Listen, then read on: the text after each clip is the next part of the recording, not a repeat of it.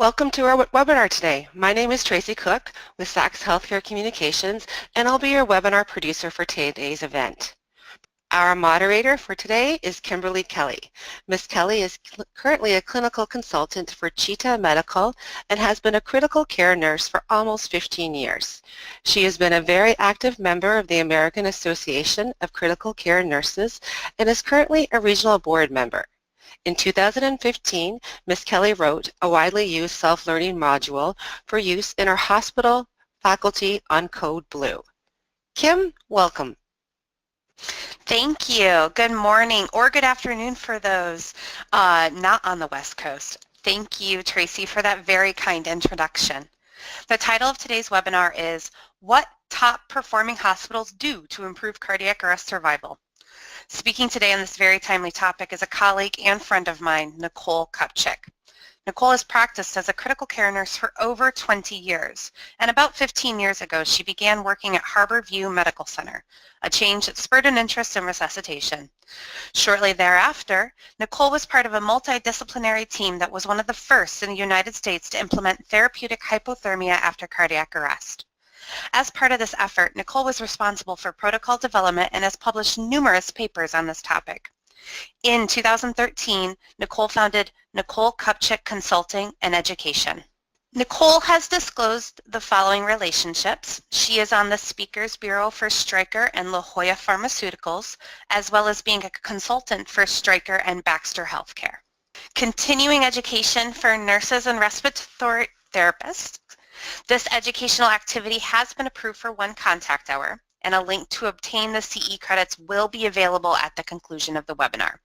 The accreditation statements are as below, and support for this educational activity has been provided by PhysioControl, now part of Stryker. Nicole, good morning. Are you ready to get started? I am. Good morning to everyone out there. My name is Nicole Kupchik, and I'm sure a lot of you have been on webinars that I've done before, but I'm really excited about this webinar because we've got brand new information and data from the American Heart Association. And so again, the name of this webinar is What Top Performing Hospitals Do to Improve Cardiac Arrest Survival. I'm super excited to chat about this topic today. So we're going to discuss recently published data on ways hospitals have improved survival from in-hospital cardiac arrest. We're going to talk a little bit about doing mock codes. I'll remind you a couple times about this, but there is an archived webinar through Sachs Communication specifically on mock codes. So I'm not going to talk today about how to set up mock codes. What I'm really going to focus on is data that we had that's brand new. It was just published from the American Heart Association on really what it takes for a hospital to improve survival from cardiac arrest. And I think a lot of the principles I'm going to talk about today can also be applied to EMS. So if there are any EMTs or medics on the line, I definitely think a lot of what we're going to chat about can cross over to both realms. And then we're going to talk about the importance of delineating team roles. And so if you can imagine, just by the objectives, these are some of the things that AHA found that improve survival from in-hospital cardiac arrest. But just some background on in-hospital cardiac arrest is that the survival is pretty dismal. It's only about 25%. So I mean, imagine that. If you are hospitalized and you have a cardiac arrest, you've got a 1 in 4 chance of surviving, and that is purely just surviving. That doesn't mean quality of life. It just means you got out the door alive. And I really honestly think we can get that number up to 40 and 50%. I really do. But there's a lot of changes that have to happen in hospitals for that to be successful. And we all know resuscitation is a very super high risk, low volume procedure that we do and kind of treatment therapy that we do in hospitals. So we have to practice it. It does not happen very often. And if you're like, well, it happens a lot in my hospital, then really you should be asking, why is it happening so often in your hospital? Are we failing to rescue patients? Other things, you know, Code Blue teams consist of providers who may not know each other's skills or knowledge level. You may not even know in the room, hey, is that a nurse? Is that an RT? Is that a physician? You may not even know the knowledge or skill ability of each person in that room. And then finally, there's a lot of variability in roles. And I think if you can be dogmatic about roles and codes and have certain places you stand and very specific tasks that you're in charge of, I really think that you can get rid of a lot of the chaos in code blue responses.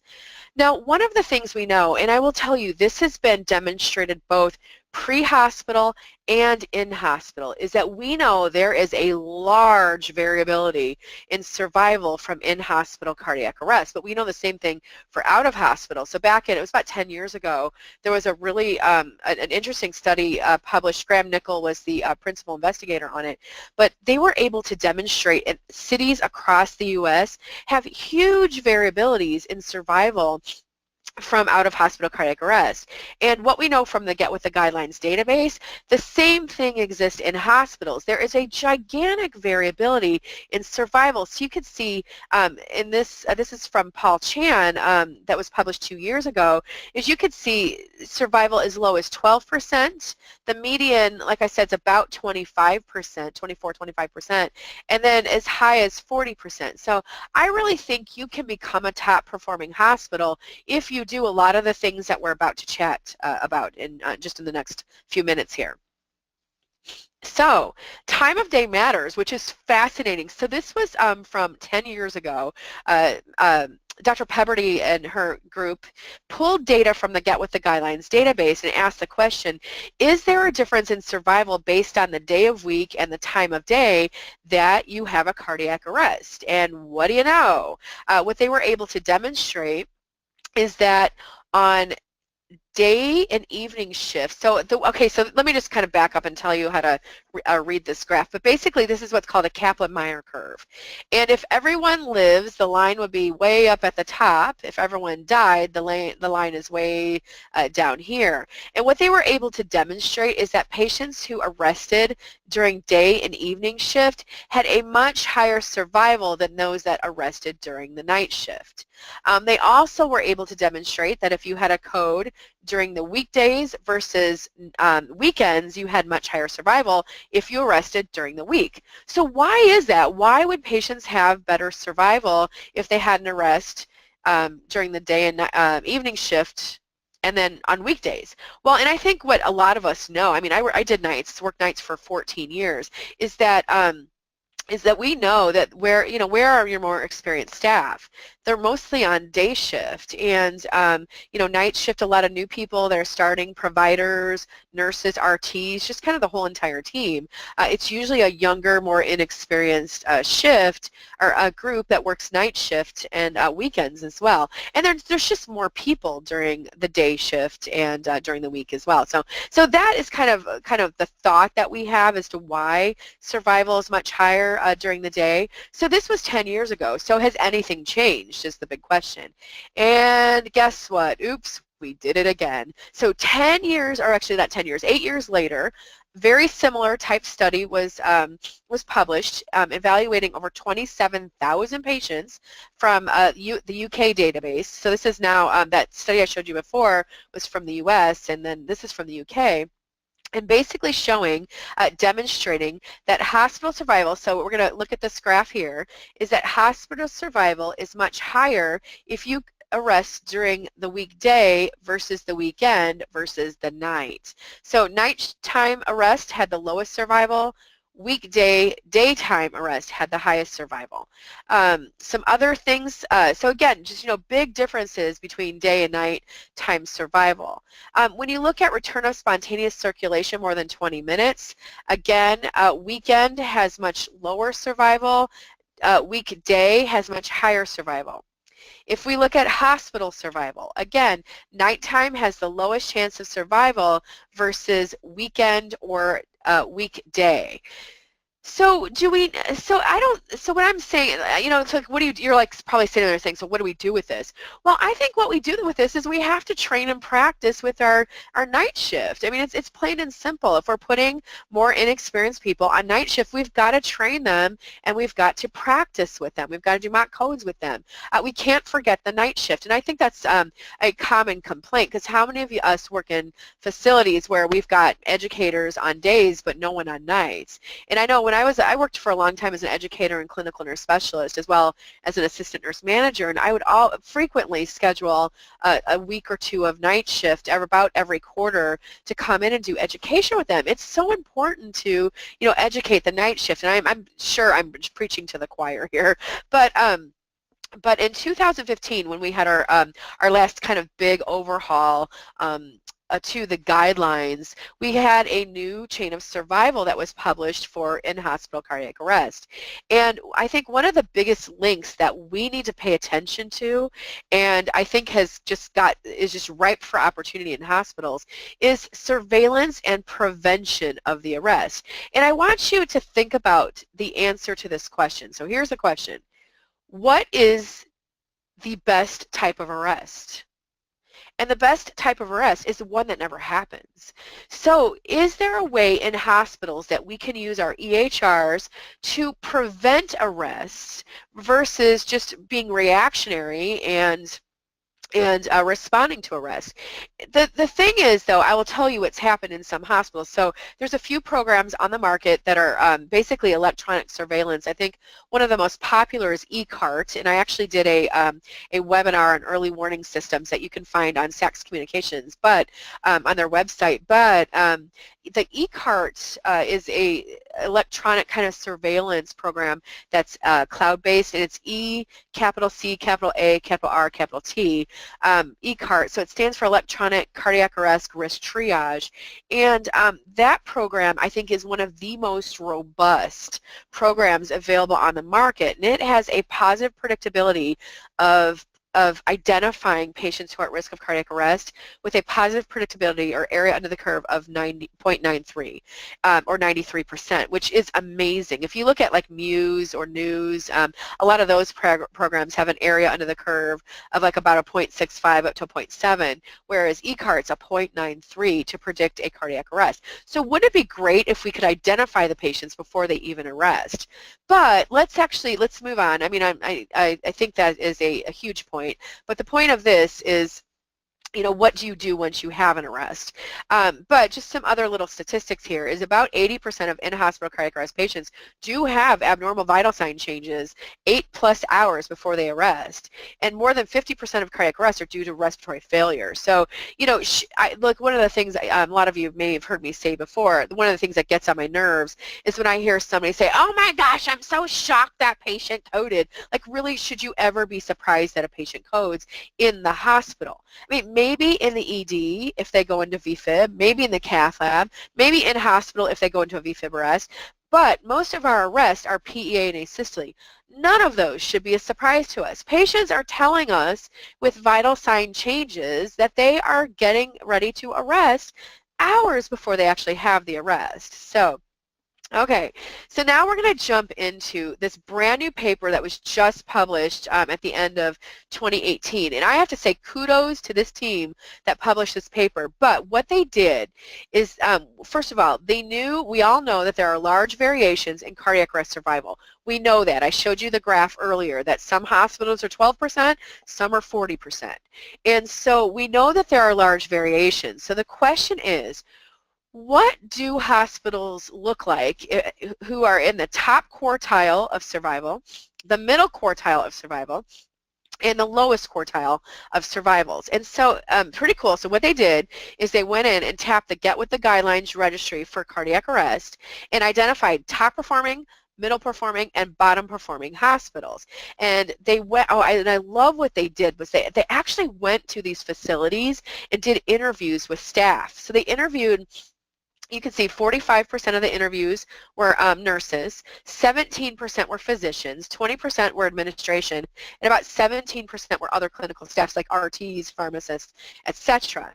and asked questions. So I'll show you the questions they asked. But so surprisingly, or maybe not surprisingly, these hospitals were geographically and academically diverse. So there were hospitals from East Coast, West Coast, North, South, Midwest, and then there also were hospitals that were community hospitals, and then those that were teaching hospitals.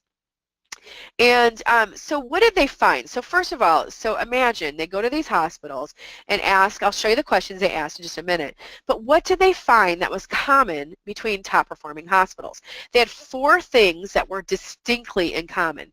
Number 1 is they had a team design. So they had a very delineated team that when a code was called, that team activated in either the ED or the ICUs or in the hospital.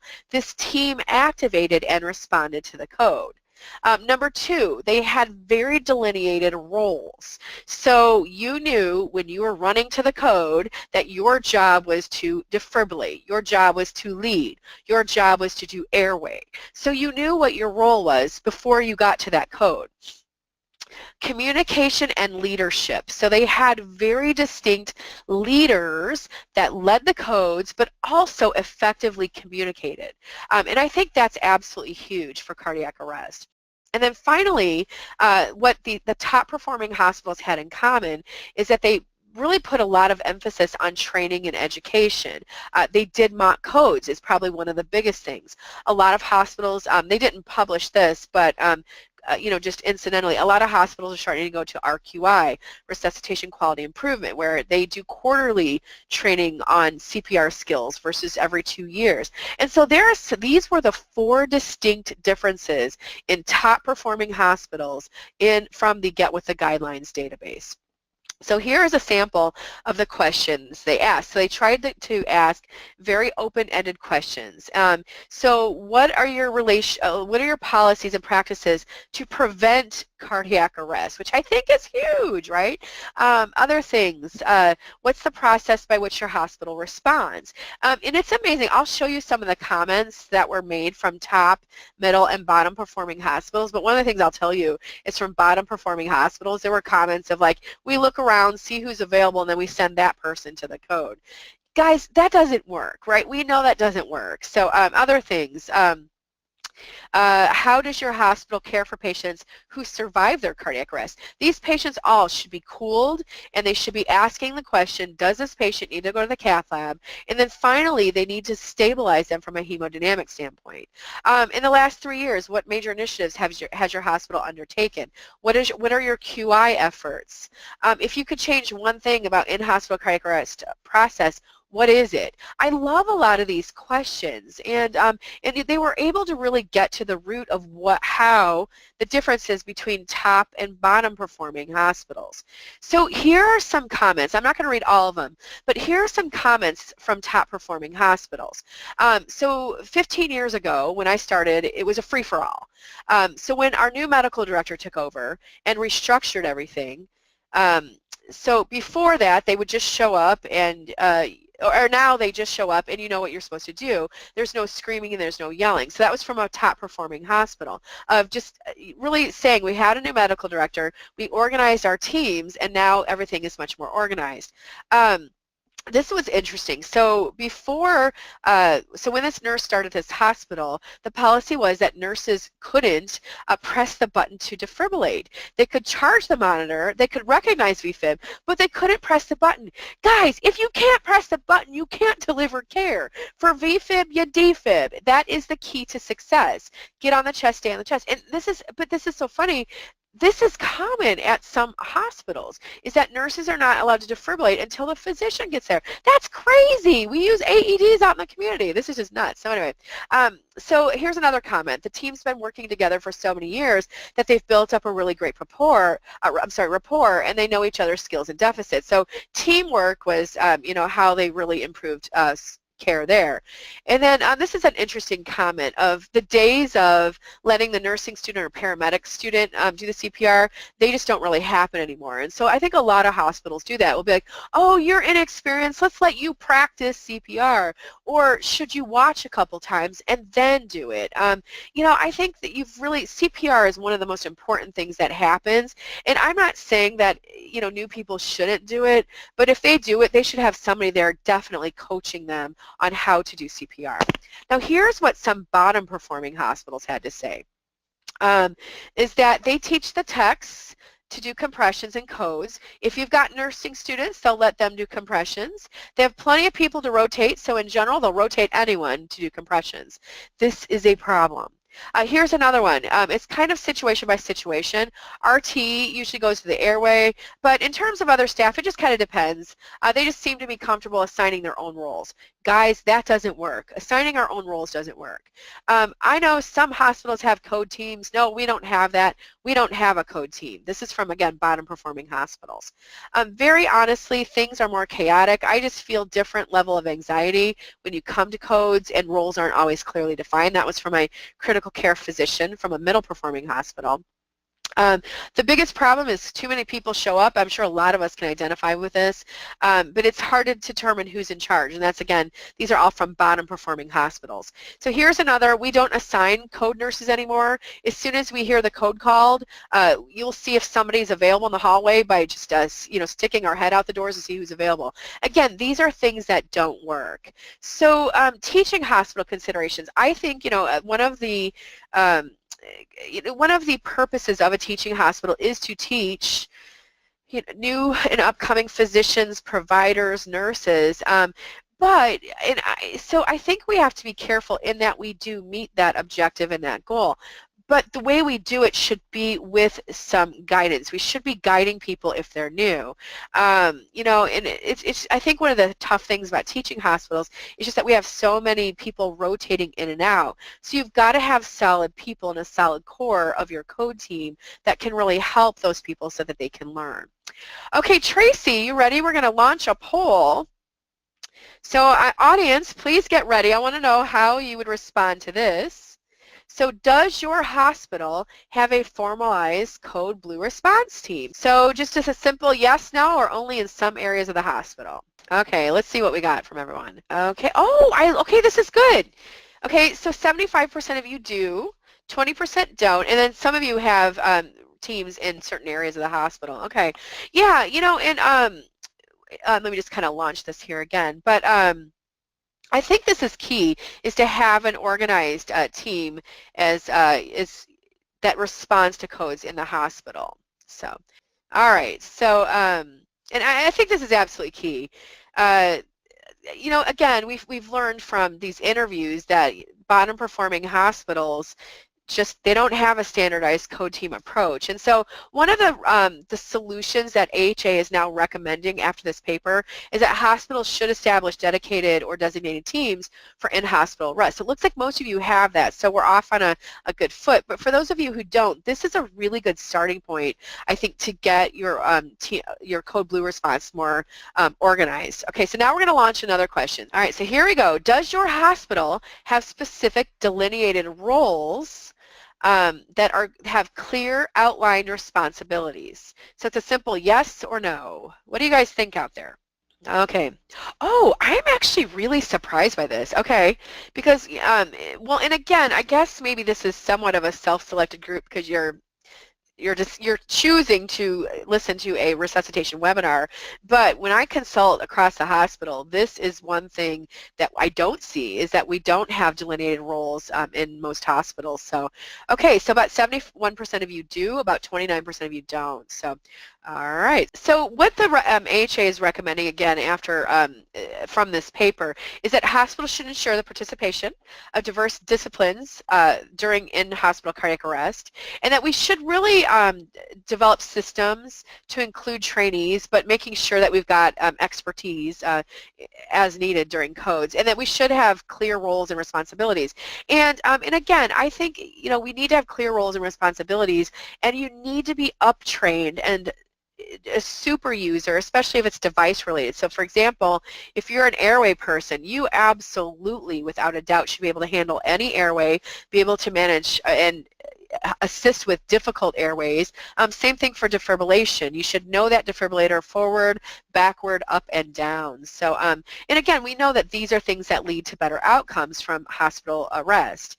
And this was our, initially, it was over 12 years ago, when I was leading the Code Blue team, this is one of the first things we did, was we really got kind of dogmatic and delineated our teams. And you can kind of see here, everyone's got basically a role. We have very distinct people that respond to the codes, and they have no more than 3 to 4 things that they are responsible for. And I think that's the key. You can't like say, give this person's part of our code blue team and they've got 18 different things they've got to do. That's not realistic. I think you've got to have 2 to 4 at max, 2 to 4 things that you do as part of your team response. But you've got to also think outside of just your core code blue team. What's the job of the lab? Does the lab know their job? Nursing supervisor, again, we brought in to kind of be a bouncer at the door to control crowds. Security, they can help manage crowds. Our chaplain, their role was to come in the room and stand with the family because we allow families, in codes. And again, this is just a model. I think you've got to you just look at what your resources are in your hospital and do whatever works for your hospital. Every hospital is going to be a little different. There might be people on the line from critical access hospitals. That's definitely going to be a different model than somebody who's listening from a big academic teaching center. So, okay, here's our next poll. Does your hospital have competent, highly qualified providers leading resuscitation events, or is it just kind of whoever is available? And when you answer this, it might be sometimes yes, sometimes no. Think about things like whoever is leading the code, are they required to take ACLS? Are they required to do mock codes? So those are the types of things we're looking for. And then do you feel you've got the best person leading your codes? So this one might be a little bit interesting to see how you guys answered. I'd love to know how you're feeling on this one. Okay, so about 57% of you said yes, about 4% said no, and then I think sometimes is reasonable. Some providers you might feel really confident in. You know that they're going to use open, closed-loop communication. You know that they're going to think out loud and kind of do that shared mental model of like what they are thinking, ask questions from the group. But I think this is one area, if you're saying no or sometimes, how do you fix this? Can you do mock codes? Can you talk to people individually? But this is something that if you don't have a strong leader leading these codes, it's going to be really tough to improve your survival from in-hospital cardiac arrest. So let's look at kind of just what does it mean if you've got effective code team leadership. And an effective code leader has got to be, they have to be experienced, number one. You cannot have first-year residents running codes. You've got to have somebody who's experienced. And I'll tell you, a lot of code blue teams are starting to go to critical care or ED nurses leading their codes, especially like in cath lab areas. So whoever leads a code in the hospital or ED may not be the same person who leads a code in the cath lab. So a lot of cath labs are actually having nurses lead the codes so that the cardiologist can intervene and try to get the patient out of cardiac arrest. But these providers need to announce that they're the code leader. I know, like for when we did our code roles, we were dogmatic and said you have to stand at the foot of the bed, arms folded. Some facilities will have them hold up a sign that says code leader. I know we tried doing like this laminated sign that said code leader on the back of it, so the whole team saw code leader, but in the front where all the algorithms just says kind of a cross check. But they need to have a shared mental model, so think out loud, talk out loud, let people know where you're at, and then ask for suggestions. That is absolutely huge. You can, a lot of times your team might be thinking something, but if they don't feel comfortable speaking up, they're not going to speak up. These people have to be assertive. You cannot have the most passive, mouse in the room leading the code. You've got to have somebody who's assertive and who can be respectful with communication. And then finally, somebody who uses closed-loop communication. So if I say, give 1 milligram of epi, then I expect that you, who's pushing the epi, repeat back to me that that you are giving 1 milligram of epinephrine. So acknowledging kind of what each person is doing and indicate when your interventions are complete. This is all good kind of team leadership.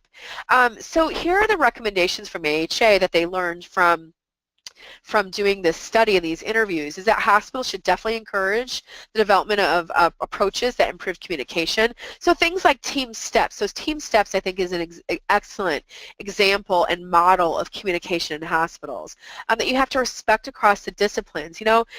your RTs, your nurses, people in the room, they have a lot of opinions, and maybe asking those, not maybe, ask their opinion of what else has anyone can think of in the code, and then have a system in place to correct behavioral issues without being punitive. So debriefing, I think, can be absolutely helpful to this, but we need to be able to talk about behavior or skill level in our resuscitations without it being completely punitive. And then identify high quality and clearly identified leaders. And again, you need to have your experienced people running these codes, or if you have a junior person running them, they've got to have a senior person behind them really able to, that can mentor them and guide them through decision making in codes. All right, here's our next question. So what I want to know now is, does your hospital utilize mock codes? So what's happening out there? Are you doing mock codes, or what are you guys seeing out there? Okay, let's see what you guys said. Okay, so about 38% of you are doing mock codes. 16% you're not doing them.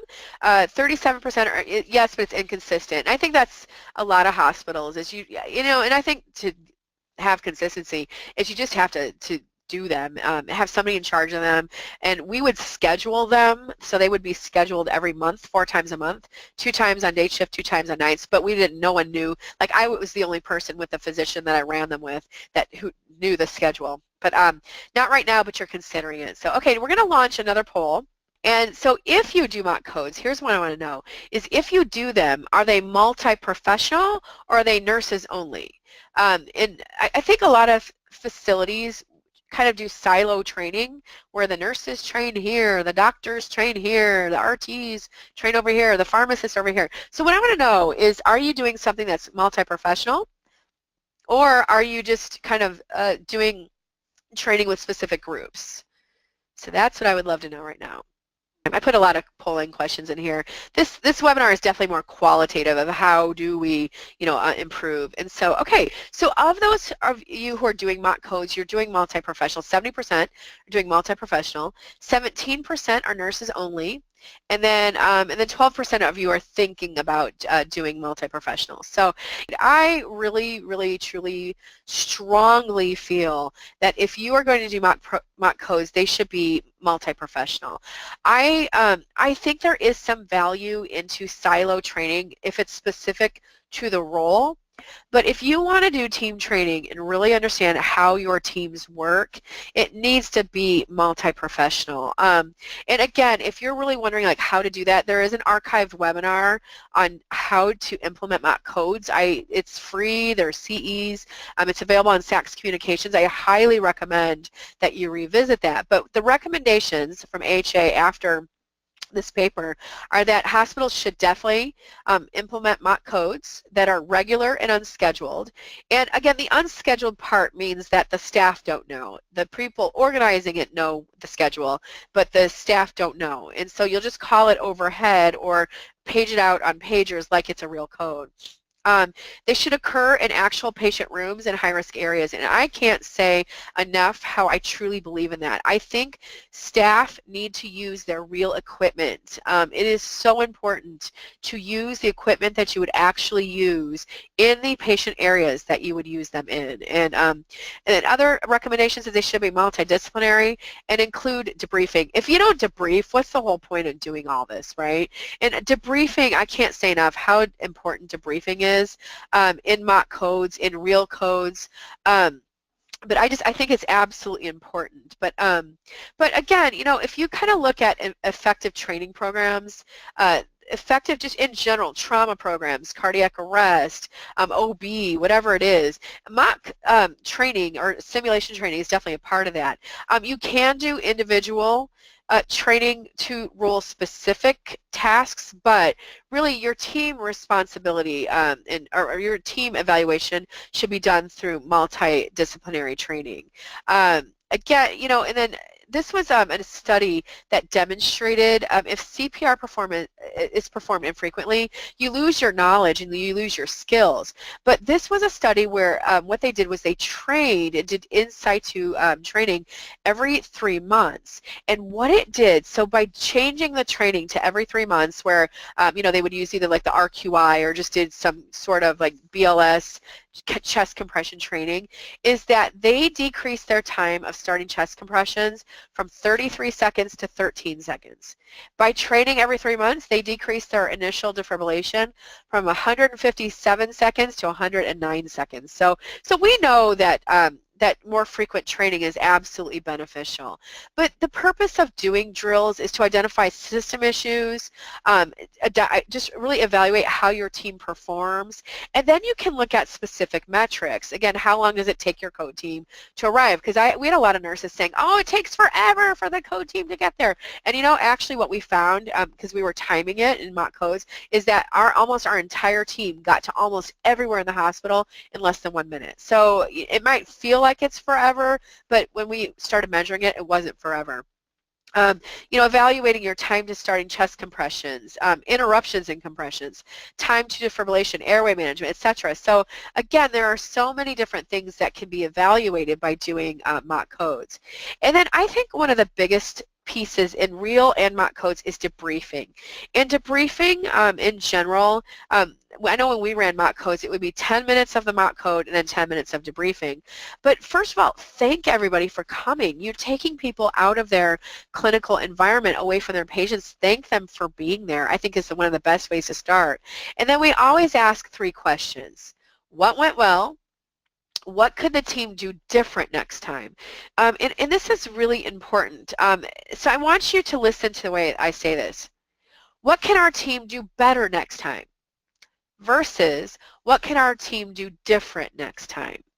They sound very different. By changing one word, better, to different, I will tell you, people will be more open to voicing their concerns. And then finally, are there any safety or equipment concerns in these resuscitations? And I'll tell you, running a Code Blue team and program, I need to know, are there issues? Do we not have the right supplies? Do we have too many supplies? Do we not have enough supplies? These are all things that people that are running your Code Blue teams and programs need to know. And then I think one of the most important things is this environment safe? If you have an environment of debriefing where we are placing blame and shaming people, people will not want to participate. We have to debrief in a very safe environment and allow people to voice what went well and really what could happen differently next time. So different things you can evaluate from a mock code, your alerting system. We had people telling us that the paging operators weren't saying the right things, and then when we started evaluating it, we found out they weren't always saying the right things. So other things, your first responder metrics, which I had already mentioned. Quality, so CPR quality, defibrillation quality, are we over-ventilating? And then communication, so by doing a team drill and team response, you can evaluate your overall team and then communication within those team roles, leadership, etc.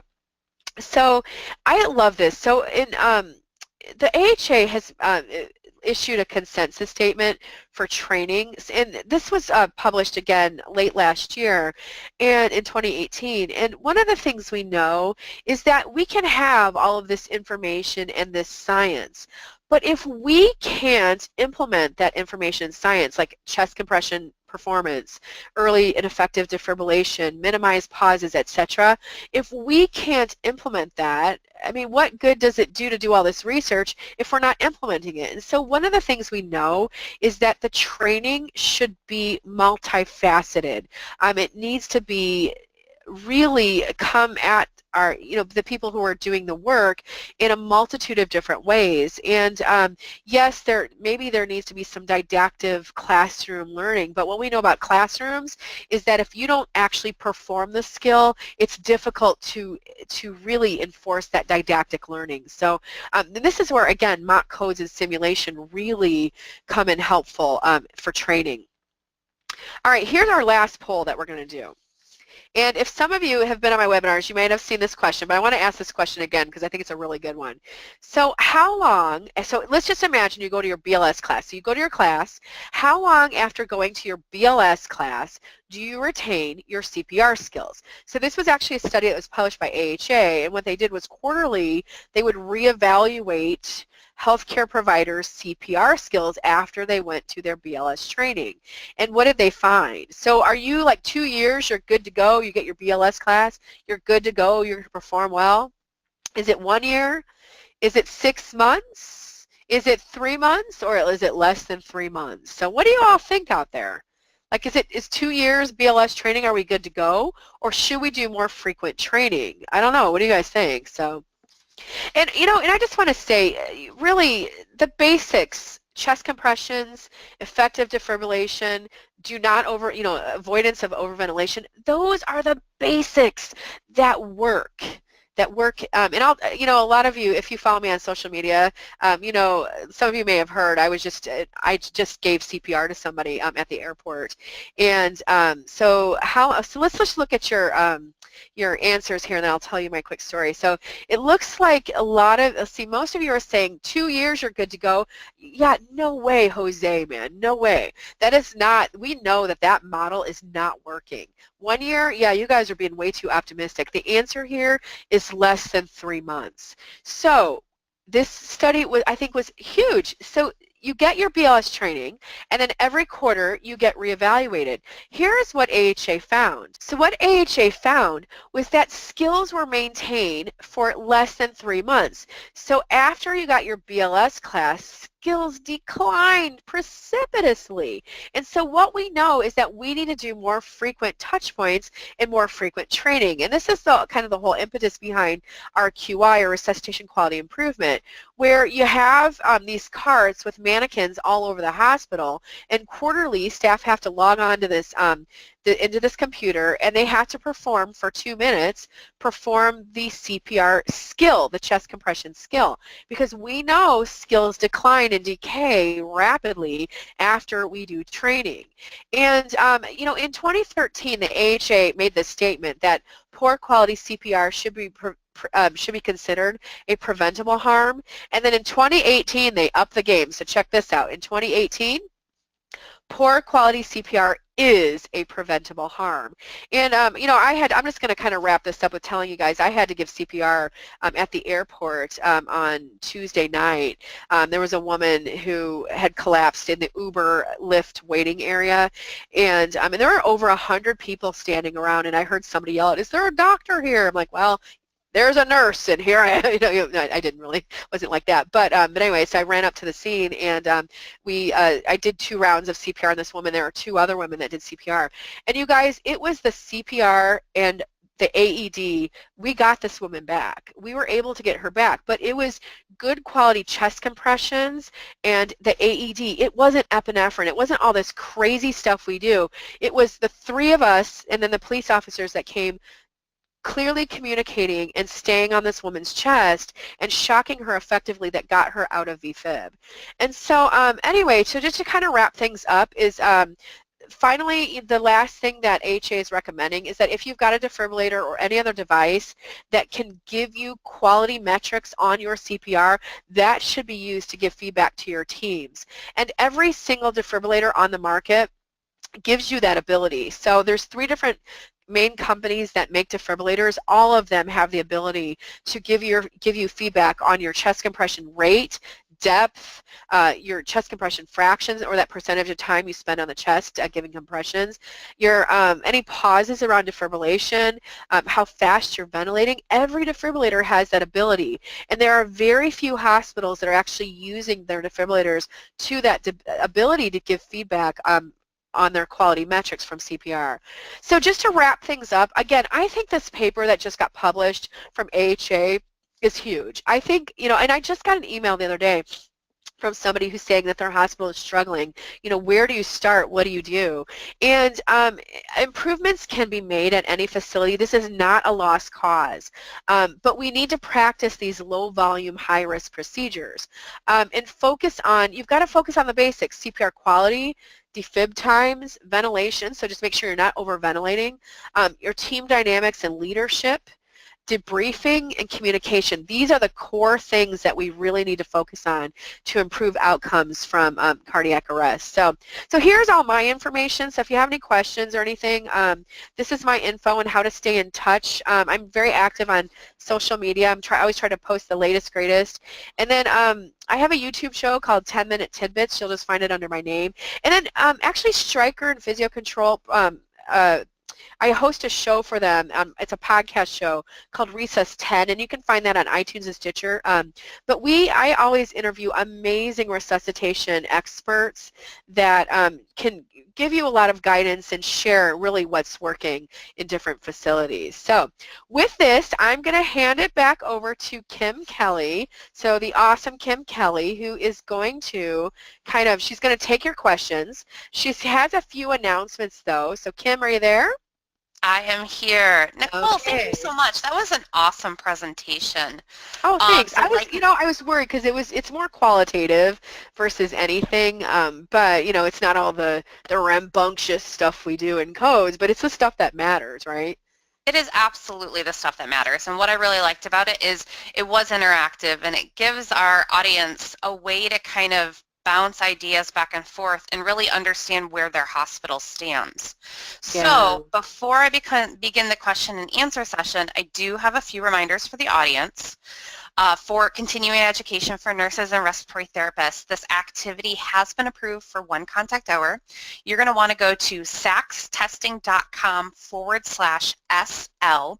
You'll need to register on the test site and complete the evaluation form. And then once you've successfully submitted it, you'll be able to print in your certificate of completion. Again, the support for the educational activity has been provided by Physio Control, now part of Stryker. Kim, I'm just going to pop in and say this is the same website that if anyone wants to look at the mock codes webinar, or really any of the webinars we've done, because we've done I think like 8 or 9 of them now, that all of the webinars are archived and on this site as well. So thank you. So without further ado, there have been some fantastic questions. I'm going to start here with Deborah. How does state-mandated scope of practice for nurses affect nurses in the role of team leader? That's going to vary state by state. I'm going to say I really doubt any state is going to get down to the nitty-gritty of who can run a code and who can't. I know in the state of Washington where I live, it's a decision tree. So, and the way it goes, if you've been trained to do something, you can. Now, what you will have to have in place, especially if you're giving medications, would be kind of standing orders for your ACLS medications, because again, a bedside clinical nurse does not have prescriptive authority. And then in some hospitals, I'll be honest, they're using clinical nurse specialists and CNSs and nurse practitioners to run codes as well. So you're going to have to check with your individual state, but most states are decision trees where if you've been trained, you can do it, but just get something that covers you for the meds. I would agree as well. Jody has another question. There has been some evidence that having 2 code blue leaders, one being the ACLS critical care nurse who leads the mechanics, shocking, and drugs. The physician intubates, diagnoses, and orders drugs not part of the ACLS protocol, sodium bicarb, isuprel, etc. Has there been much evidence that has demonstrated better outcomes using this model? I don't know of a single study that has evaluated that model. Here's the thing. I mean, it all depends, like how many people do you have available, but your team leader, should your team leader be intubating, ordering like doing all of these tasks, or should your leader be leading? And some hospitals may not have the kind of availability of staff to have just like one person leading the code, but I think that's ideal in most situations. So I don't know of any study that has evaluated that model at all. I haven't heard of that either. That's new for me as well. I'd love to hear more information about that. Carrie has a question of, sometimes in training and mock codes, I experience pushback from physicians regarding calling out roles, or we do this all the time and it's fine, or challenging the medicine of ACLS guidelines. As a nurse facilitating, how do I approach this in debriefing? I think you just have to approach it in debriefing, right? I mean, you have to, I think, take the emotion out of it. And, and I would just, I think saying, use like the team steps verbiage, right? I'm concerned. So I'm concerned. So that we do something that's called cuss. And so I'm concerned. And you can say, I'm concerned, and then state your problem. But I think, here's what's not effective. And this is one thing that always drives me nuts. And I think, and I'll just say in nursing, is that we get frustrated and then we go back to our colleagues and we complain. And I have another word that I would use that starts with a B, but we B and moan, right? And we complain, and all that does is drag the team down. Whereas, what if, and just the point of debriefing is to talk about things like that, is in debriefing you say, I'm concerned, here's my concern. We're deviating from ACLS guidelines. We're not calling out code rules. I just think that's the point of debriefing. That's where you should have the conversation. And if you're still getting pushback, then I think you need to go to whoever is leading, who's in charge of your Code Blue program. Like, for example, I would want to know that. Like, if you're having trouble with people not doing what we have a facility have agreed to do, I definitely want to know that, and I will go have a one-on-one conversation with people. The next question is from Christina. Do you have a specific debriefing tool or template for post-code debriefing? Yeah, so what I just showed on the slide, the 3 questions, that's it. And literally, I think the key for debriefing is, number 1, it has to be a safe environment. I think, one of the things that we ended up doing was training people on how to debrief. And I think you've just got to be really, it's a skill. Debriefing is absolutely a skill. But really the tool is asking those 3 questions. You start out with thanking everybody, and then what went well, what could we do different next time, and were there any safety or equipment concerns? Like, that literally is the tool. It can be just as simple as that. From my hospital standpoint, I was their lead responder, and when we created a debriefing tool, it was really just very basic. What went well? Yeah. What can we do differently? Were there any issues? It doesn't have to be long and drawn out because everyone's got something else to do after that as well. Casey has a question. Our hospital is not with the AHA Get With the Guidelines for in-hospital cardiac arrest. However, we are with AHA for MI and stroke. I'm trying to move the needle for buy-in for in-hospital cardiac arrest, but it has been hinted that it's not, because it's not a CMS or JCO standard, it falls to the wayside. How did you argue or get buy-in from administration to do QI around in-hospital cardiac arrest with no hired salary position? Well, I mean, I don't know. Okay, so a couple things. I was lucky enough that the hospital I worked at was already doing, it was called, I forgot what the old name of it was, but we were doing Get With the Guidelines. And I actually ended up having to take us out of it because we didn't have, I had a choice of a person who could collect data or the program.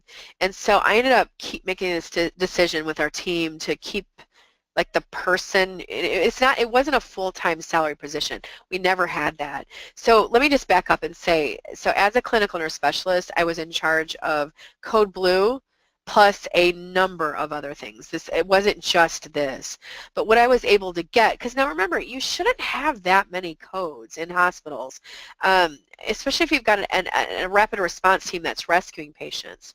So, I mean, every hospital is going to vary, but we ended up really decreasing our code numbers with rapid response, and we only had about 10 to 15 a month. And so what I was able to get through QI was somebody that could pull the data for me, and then it was my job, and put it in a database, and it was my job to look at the data and to figure out what to do with it.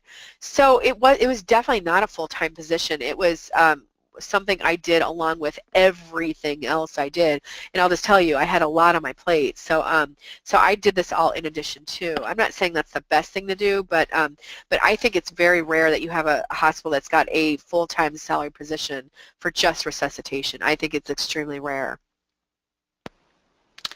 Terrell has a question. Wouldn't it stand to reason that skills levels would extend much longer than 3 months if you're using these skills in regular active codes? Oh, sure. I mean, sure, absolutely. But I mean, think about this. I mean, first of all, how do you, you're never going to have the same team, two codes in a row, unless they're right after each other, right? So you're never going to have the same team. And sure, maybe if you're doing a lot, sure, you could probably keep your skills up.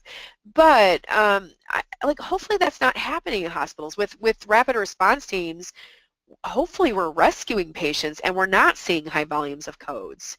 So if you are seeing high volumes of codes and you're doing this all the time, then I'm going to be honest, the question I would ask is, what are you missing?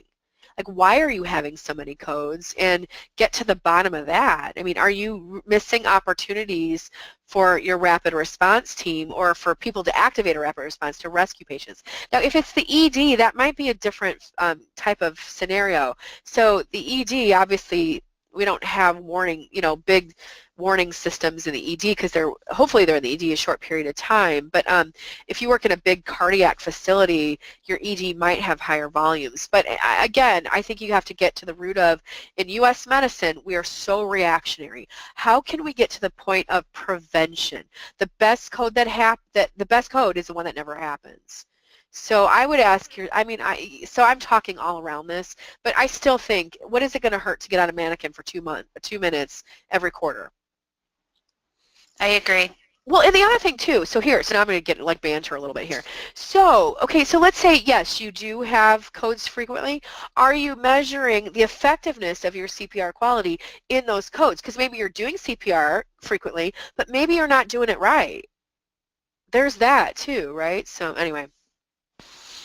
Thank you. We have time for just one more question because we are at the top of the hour. Thank you everyone for these incredibly thought-provoking questions, and thank you, Nicole, for all your answers. One last question comes from BG. Our facility utilizes the respiratory therapists to intubate and manage ventilation. Are you familiar with this, or is this not a standard practice? Yeah, it varies. I was a traveling nurse, and I definitely worked in some places where RTs intubated. I actually have a webinar that I did. Oh, actually, okay, here's what I'm going to say. Tune into my next webinar, because the next webinar is on breathing, and there are data demonstrating that we may be causing harm by intubating. And I don't know if it's the intubation itself or that we pause compressions to intubate. But some hospitals do have RTs intubate, and again, their scope of practice varies state to state. I will say I don't think it's the majority. I think it's the minority, but it definitely happens. Thank you so much, and thank you everyone for your great questions and for your attendance. And thank you, Nicole and Kimberly. Thanks for everyone that attended today's session. And on behalf of SACS Healthcare Communications and our presenters today, thanks for joining us and have a great rest of your day.